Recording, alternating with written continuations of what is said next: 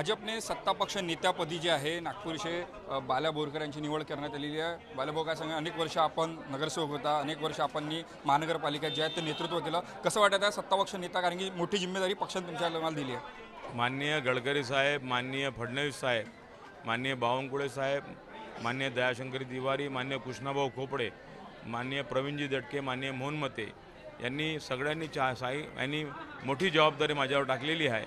मी 4 term नगरसेवक होतो आणि 4 टर्म नगरसेवक नंतर माझ्यासोबत काही महिला बी नगरसेवक 4 टर्मच्या आहे।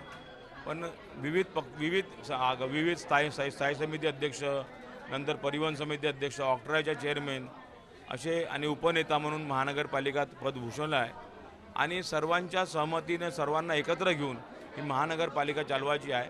आम्ही त्या तऱ्हेने महानगरपालिका आम्ही एकत्रपणे सर्व पक्षाचे जे लोक राहतील त्यांना आम्ही एकत्र घेऊन महानगरपालिका चालवीन आणि नेत्यांच्या ज्या आदेशाप्रमाणे ही महानगरपालिका आणि सर्व संघटनाच्या आदेशाच्या पालन करून आम्ही सर्व ही कामं करून आणि जनतेपर्यंत सर्वांचे कामं पोहोचून हीच आपल्याला ग्वाही देतो। महापौरची घोषणा कधीपर्यंत होणार आहे, अशा माहिती कधी येणार आहे? गट कधी नोंदणी करणार आहात आपण? गट 2 तारखेला नोंदणी करणार आहोत आणि स्थायी समिती, महापौर, उपमहापौर ही 6 तारखेला निवडणूक होणार आहे। त्या निवडणुकीत आपल्याला नाव कळून जाईल। हे होतं बाला बोरकर यांची स्थायी समितीच्या सभापतीपदी निवड झालेली आहे। कॅमेरामॅन मंगेश मोहितेसह तेजस मुतुरे, जय महाराष्ट्र न्यूज, नागपूर।